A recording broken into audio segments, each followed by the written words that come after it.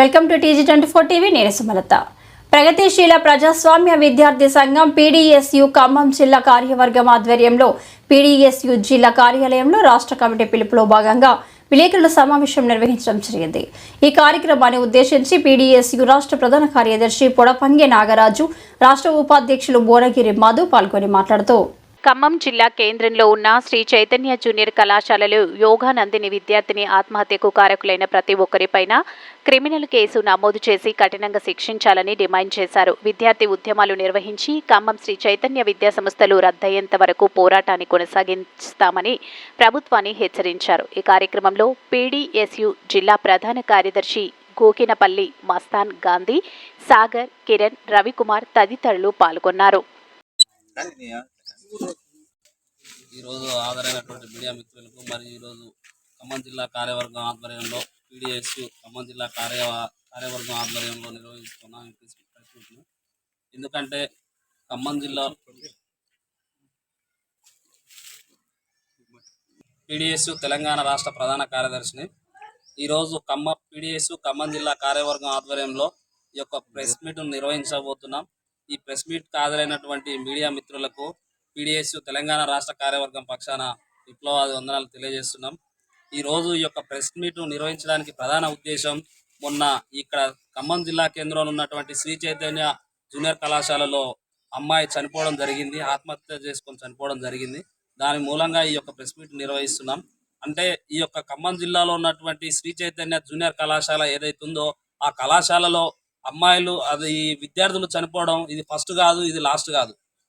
గత సంవత్సరాల నుంచి కూడా సంవత్సరానికి దాదాపు 3-4 లేదా ఇలా వరుస క్రమంలో చనిపోతున్నప్పుడు కూడా ఇక్కడ ఉన్నటువంటి జిల్లా కేంద్రంలో ఉన్నటువంటి విద్యా ఉన్నత అధికారులు కావచ్చు, అదేవిధంగా ఇంటర్మీడియట్ బోర్డు కూడా పట్టించుకున్నటువంటి పరిస్థితి ఒక పక్క కొనసాగుతూ ఉంది. ఈ యొక్క కార్పొరేట్ విద్యా వ్యవస్థలో విద్యార్థులను అనేక రకాలుగా చిత్రహింసలకు గురి చేసి ర్యాంకుల పేరుతోటి, అదేవిధంగా ర్యాంకులు రావాలని చెప్పేసి ర్యాంకుల పేరుతోటి అనేక రకాలుగా విద్యార్థులను మానసికంగా శారీరకంగా ఇబ్బందులకు గురి చేస్తూ ఆ ఇబ్బందులు తలలేక ఈరోజు విద్యార్థులు ఆత్మహత్యలు చేసుకొని చనిపోతున్నటువంటి పరిస్థితి ఉంది. అయినప్పటికీ కూడా ఇక్కడ ఉన్నటువంటి యంత్రాంగం పట్టించుకున్నటువంటి పరిస్థితి కూడా కొనసాగుతూ ఉంది. దీని మూలంగానే అనేక మంది విద్యార్థులు ఆత్మహత్యలు చనిపోతున్నటువంటి పరిస్థితి ఈ యొక్క తెలంగాణ రాష్ట్రంలో కొనసాగుతుంది. ప్రధానంగా ఖమ్మం జిల్లా కేంద్రంలో చూసుకుంటే ఈ యొక్క ఖమ్మం జిల్లా కేంద్రంలో ఉన్నటువంటి శ్రీ చైతన్య జూనియర్ కళాశాలని యాజమాన్యం ఎవరైతే ఉన్నారో, శ్రీధర్ ఎవరైతే ఉన్నారో అతని పైన తక్షణమే కేసు నమోదు చేసి అతన్ని కఠినంగా శిక్షించాల్సిందిగా PDSU తెలంగాణ రాష్ట్ర కమిటీ పక్షాన మేము డిమాండ్ చేస్తూ ఉన్నాం. అంటే ఒక ఖమ్మం జిల్లాలో ఉన్నటువంటి ఈ యొక్క కేంద్రంలో ఉన్నటువంటి శ్రీ చైతన్య జూనియర్ కళాశాలలో ఉమ్మడి ఖమ్మం జిల్లాలో ఈ ప్రాంతంలో గిరిజన ప్రజలు గిరిజన విద్యార్థులు ఎక్కువగా ఉంటున్నటువంటి పరిస్థితి ఉంది.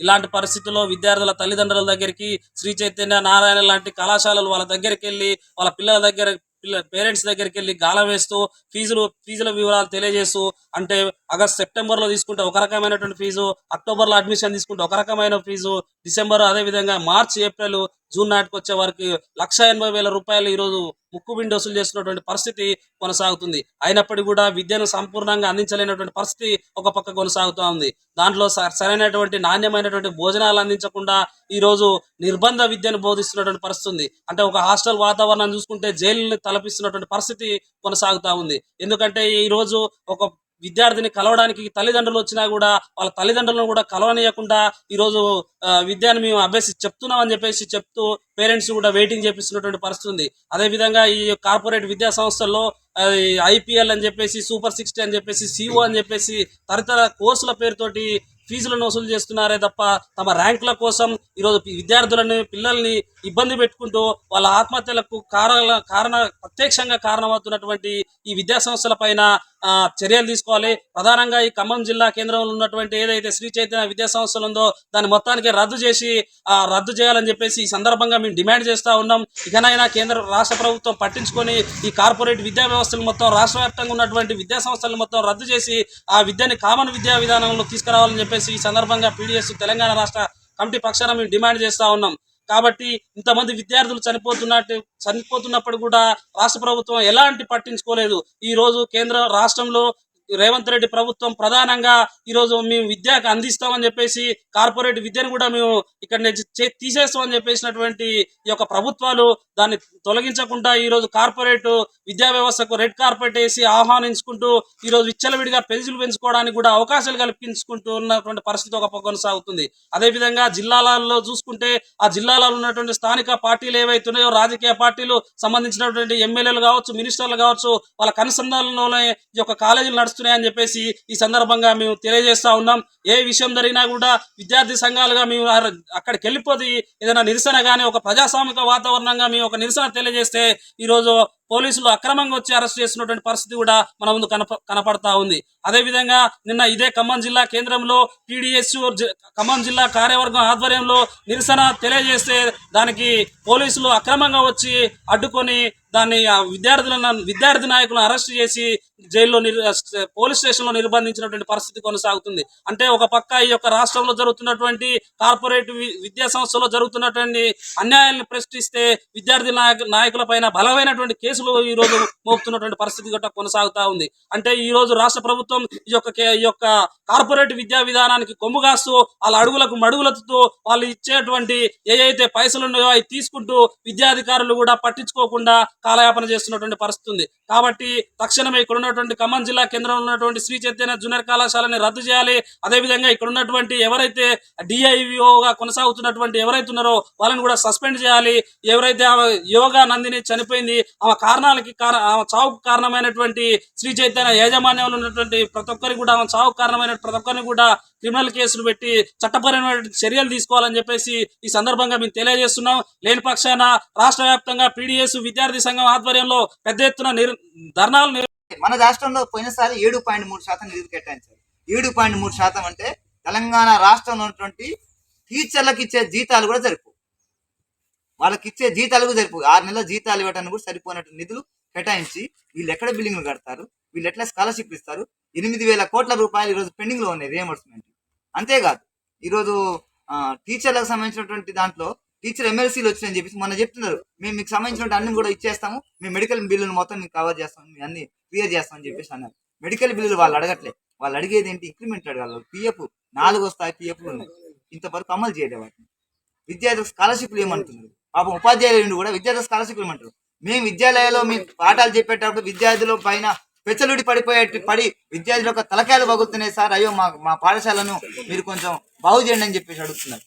కానీ అవి ఏమి చేయకుండా కాంట్రాక్టర్ దగ్గర కమిషన్ల కోసం ఈ ప్రభుత్వం కాంట్రాక్టర్ల కమిషన్ల కోసం ఆనాడు మూసీ నదిని తీసుకొచ్చి ఇప్పుడు పెట్టారు. రీజనల్ రింగ్ రోడ్ అని చెప్పేసి మొత్తం డబ్బులను తీసుకుని అక్కడ పెడుతున్నారు. ధనిక రాష్ట్రం కాకపోవచ్చు, అప్పులో ఉందని చెప్తున్నారు. అప్పులో ఉన్న రాష్ట్రానికి, అప్పులో ఉన్నటువంటి రాష్ట్రంలో విద్యార్థులు స్కాలర్షిప్ రేట్ డబ్బులు ఉండవు, కానీ రీజనల్ రింగ్ రోడ్డు మాత్రం 1,000 కోట్ల రూపాయలు కేటాయించిన ఈ గవర్నమెంట్ దగ్గర డబ్బులు ఉంటుంది. మూసీ నదికి 1000 కోట్ల రూపాయలు, లక్షల కోట్ల రూపాయలు మూసీ నదిలో పోవడానికి ఈరోజు మీ దగ్గర డబ్బులు ఉంటుంది. కానీ నేటి బాలలే రేపటి పౌరులు, నేటి దేశ భవిష్యత్తు తరగతి గతిలో నిర్మితమవుతుందని చెప్పినటువంటి ఈ పాలక వర్గాలు ఎందుకు విద్యార్థులకు నిధులు కేటాయించట్లేదు? అందుకోసమే పీడిఎస్ తెలంగాణ రాష్ట్ర కమిటీ రాష్ట్ర వ్యాప్తంగా ఉన్నటువంటి అన్ని జిల్లా కేంద్రాల్లో ఈరోజు ప్రెస్ మీట్ నిర్వహిస్తున్నాం. ఈ ప్రెస్ మీట్ సారాంశం ఏంటంటే, కార్పొరేట్ విద్యా సంస్థలు రద్దు చేయాలి, విద్యకు 20% నిధులు కేటాయించాలి. అలాగే ఇది కేటాయించతో పాటు తెలంగాణ రాష్ట్రంలో యూజీసీ నిబంధన వ్యతిరేకిస్తూ మన పక్క రాష్ట్రం ఉన్నటువంటి తమిళనాడు గవర్నమెంట్ వాళ్ళు వ్యతిరేకిస్తూ అసెంబ్లీలో తీర్మానం చేసింది.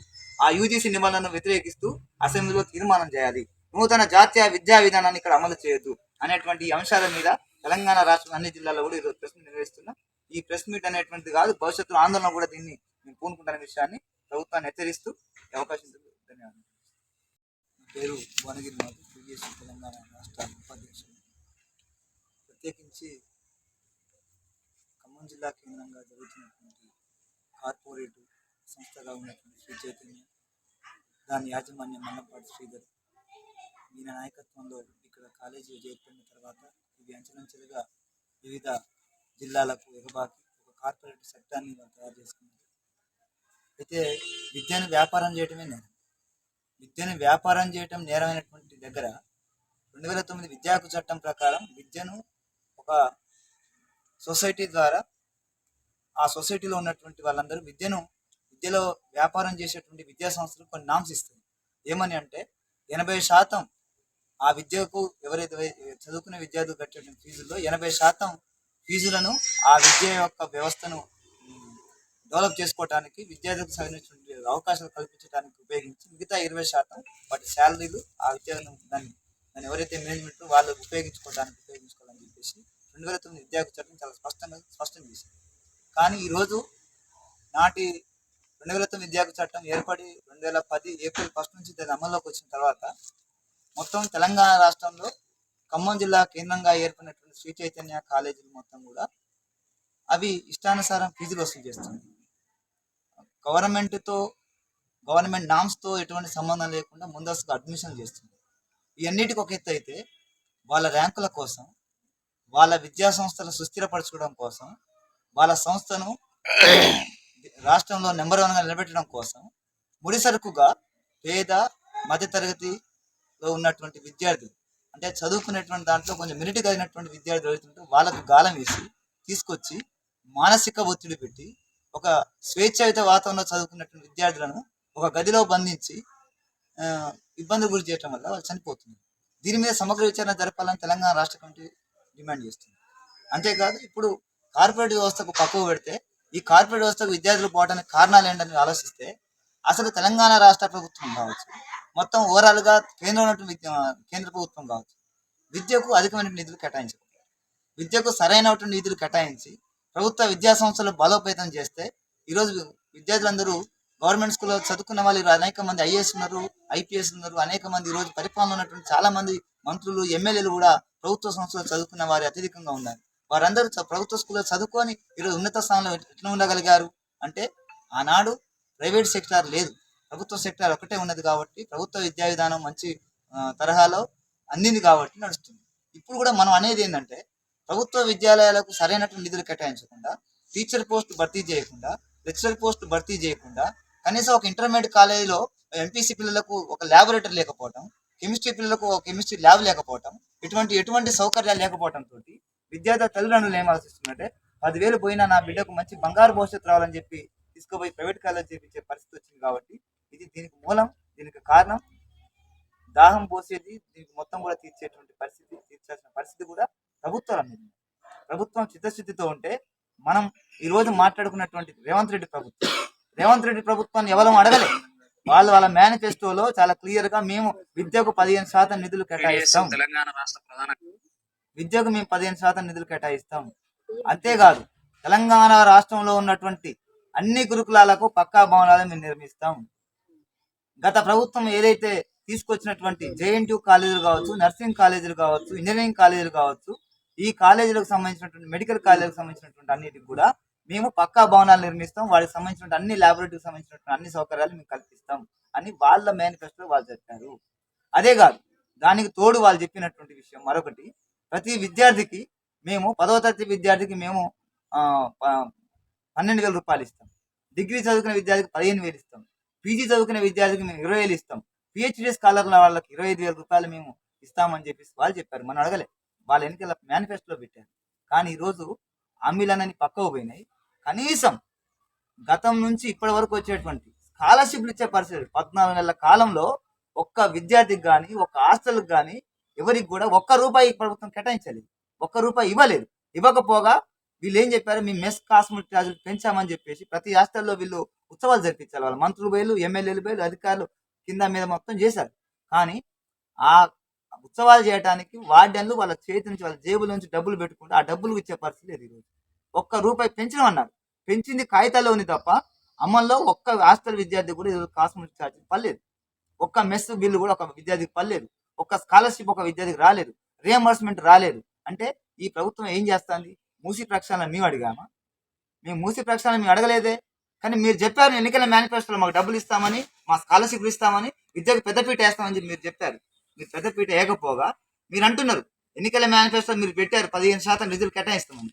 ఎన్నికల మేనిఫెస్టో పెట్టిన 15% మీరు కేటాయించలేదు. కానీ మన పక్క జిల్లాలో ఉన్న, మన రాష్ట్రంలో, ఈ దేశంలో ఉన్నటువంటి, మన సౌత్లో ఉన్నటువంటి రాష్ట్రంలో, కేరళలో 16% నిధులు కేటాయించారు. అసలు బీహార్లో, చాలా వెనుకబడినటువంటి రాష్ట్రంగా ఉన్నటువంటి బీహార్లో 18.4% నిధులు కేటాయించారు విద్యారంగం.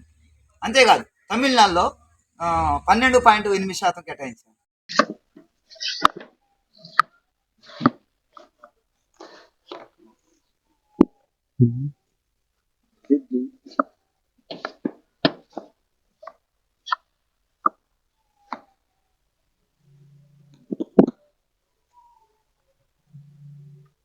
నా పేరు మస్తాన్, పీడిఎస్యు ఖమ్మం జిల్లా ప్రధాన కార్యదర్శిని.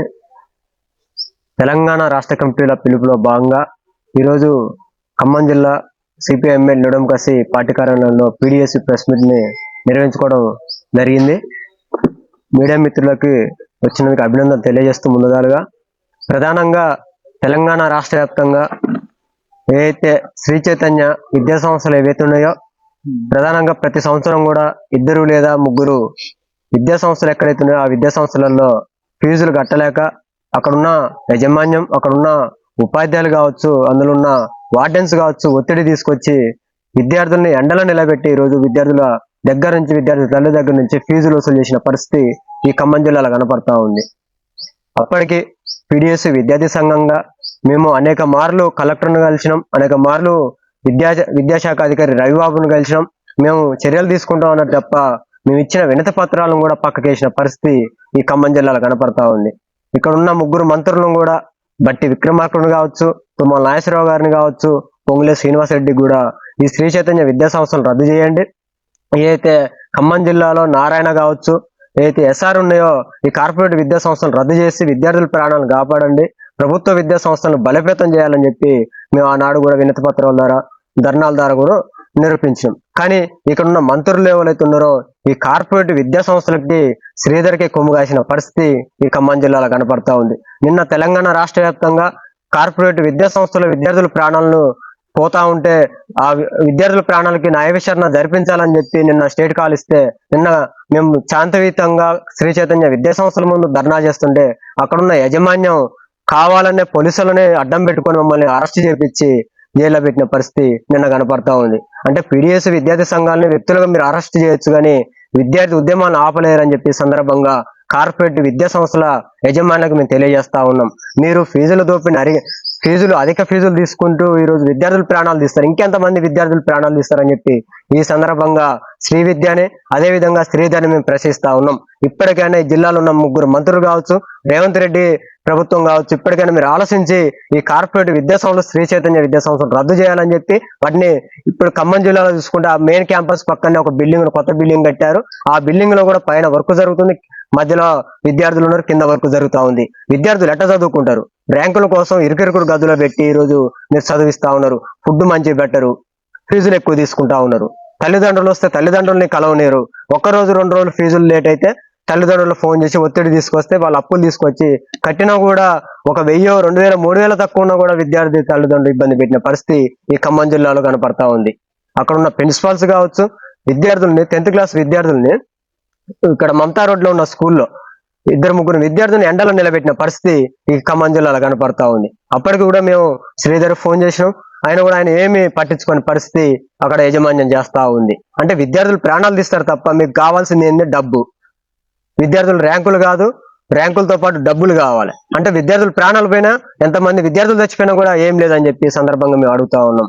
నిన్న జరిగిన ఘటన ఏదైతే ఉందో, మొన్న యోగనందిని ఆత్మహత్య అయితే ఇది ప్రైవేటు ఏదైతే శ్రీ చైతన్య యజమాని హత్య అని చెప్పి ఈ సందర్భంగా మేము వాళ్ళకి తెలియజేస్తా ఉన్నాం. 8 లక్షలు మీరు ఇస్తారు, 3 లక్షలు ఇస్తారు ఒక్కొక్క విద్యార్థి చచ్చిపోతే. ఎవరికి కావాలి డబ్బులు? విద్యార్థి ప్రాణాలు తీసుకురండి. మీరు ఎందుకు ఒత్తిడి తీసుకొస్తున్నారు?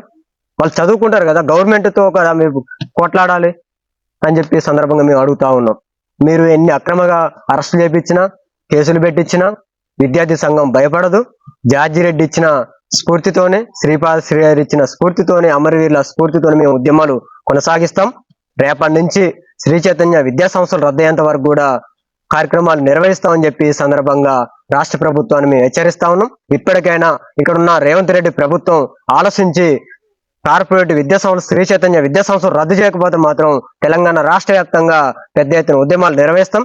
దాంట్లో భాగంగానే ఈరోజు గురుకులాలలో కూడా అనేక మంది విద్యార్థులు గురుకులాల్లో చదువుకుంటా ఉంటే వాళ్ళకి సొంత భవనాలు లేక, ఫుడ్ మంచి లేక, అనేక ఇబ్బందులు పడతా ఉన్నా కూడా వాటర్ సౌకర్యం లేక కూడా ఇబ్బంది పడతా ఉంటే ఈ రేవంత్ రెడ్డి ప్రభుత్వం ఎందుకు పట్టించుకోవట్లేదు? అంటే మీరు ఎన్నికల ముందు హామీలు ఇస్తారు, హామీలను కూడా ఒక్కటి కూడా నెరవేర్చారా? ఇదేనా మీ ప్రభుత్వం చేసేది అని చెప్పి సందర్భంగా మేము అడుగుతా ఉన్నాం. హాస్టల్లో విద్యార్థులు చదువుకుంటా అంటే హాస్టల్ విద్యార్థులు కనీసానికి సౌకర్యాలు, లేడీస్ చదువుకుంటారు గురుకులాలు కావచ్చు, హాస్టళ్లలో బాత్రూమ్స్ లేక అనేక ఇబ్బందులు పడతా ఉన్నా కూడా అక్కడ ఉన్న ఆర్సీఓలు కూడా పట్టించుకునే పరిస్థితి ఈ జిల్లాలో కనపడతా ఉంది, ఉమ్మడి జిల్లాలో. నామక వాస్తు మొన్నటిదాకా మేము విద్యార్థి సంఘాలుగా మేము హాస్టళ్లలోకి పోయినాం. ఉమ్మడి ఖమ్మం జిల్లా వ్యాప్తంగా హాస్టల్ గురుకులాల్లో పోతే అసలు గురుకులాలలో ఒక్కొక్క గదులలో విద్యార్థులు 200-300 మంది విద్యార్థులు అందులోనే చదువుకుంటారు, అందులోనే పనుకుంటారు, అందులోనే తినాలి. తినే కాడ కూడా రేకుల చెట్ల కింద కూడా మొత్తం ఈగలతోని బురదమయంగా మారిన పరిస్థితి కనపడతా ఉంది. బొమ్మ కాలేజీ గురుకులంలో విద్యార్థులు తాళాలు వేసిన పరిస్థితి, మాకు రెంట్ కట్టట్లేదని చెప్పి తాళం వేసిన పరిస్థితి బొమ్మ కాలేజీలో కనపడతా ఉంది. అంటే మీరు ఈ డబ్బులు మొత్తం ఏం చేస్తున్నారు? ఎలక్షన్ల వైపు పెడుతున్నారా అని చెప్పి ఈ సందర్భంగా మేము రేవంత్ రెడ్డి ప్రభుత్వాన్ని అడుగుతా ఉన్నాం. ఈ సమస్యలు పరిష్కరించకపోతే మాత్రం రాబోయే రోజుల్లో పెద్ద ఎత్తున ఉద్యమాలు నిర్వహిస్తాం. ఈ కార్పొరేట్ శ్రీ చైతన్య విద్యా సంస్థలను రద్దు చేసేంత వరకు, ఈ శ్రీ చైతన్య ఒకటే కాదు, SR లో కూడా విద్యార్థి ఈ మధ్య కాలంలో విద్యార్థి చనిపోయారు.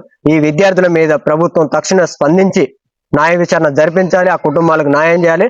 ఆ కుటుంబంలో విద్యార్థులకి నష్టపరిహారం కాకుండా ఒక కుటుంబంలో ప్రభుత్వం ఉద్యోగం కల్పించాలని చెప్పి సందర్భంగా రేవంత్ రెడ్డి ప్రభుత్వాన్ని హెచ్చరిస్తా ఉన్నాం. సబ్స్క్రైబ్ చేసుకోండి TG24. Subscribe TG24 TV. Subscribe कीजिए TG24 TV और एंजॉय कीजिए.